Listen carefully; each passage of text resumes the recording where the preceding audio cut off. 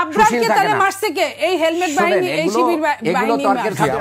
বুয়েট ছাত্র শহীদ আবরার ফাহাদ হত্যায় ছাত্র শিবিরকে দায়ী করে বিএনপির নেত্রী নীলুফার চৌধুরী মনির মিথ্যাচারের তীব্র নিন্দা ও প্রতিবাদ জানিয়েছে ইসলামী ছাত্র শিবির। ছাত্রলীগ কর্তৃক সংগঠিত আলোচিত এই হত্যাকাণ্ডকে বিকৃতভাবে উপস্থাপন করে তিনি ফ্যাসিবাদ বিরোধী আন্দোলনকে প্রশ্নবিদ্ধ করেছেন। রাজনৈতিক ও আদর্শিক প্রতিযোগিতায় ব্যর্থ হয়ে তিনি সীমাহীন মিথ্যাচার করেন। 20 সেপ্টেম্বর গণমাধ্যমে পাঠানো এক বিবৃতিতে প্রতিবাদ জানিয়ে এসব কথা বলে ছাত্র শিবির।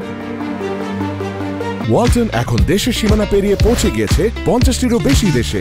ওয়ালটন, ঘরে ঘরে বিশ্বজুড়ে।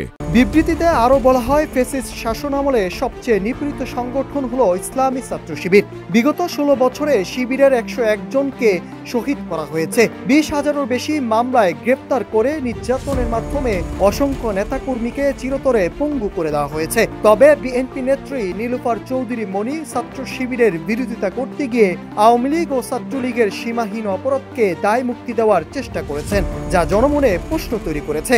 আমরা তার এই বক্তব্য প্রত্যাখ্যান করছি এবং অবিলম্বে এই অসত্য উদ্দেশ্য প্রণোদিত বক্তব্য প্রত্যাহার করে জাতির কাছে ক্ষমা চাওয়ার আহ্বান জানাচ্ছি। অন্যথায় আমরা প্রয়োজনীয় আইনি ব্যবস্থা নিতে বাধ্য হব।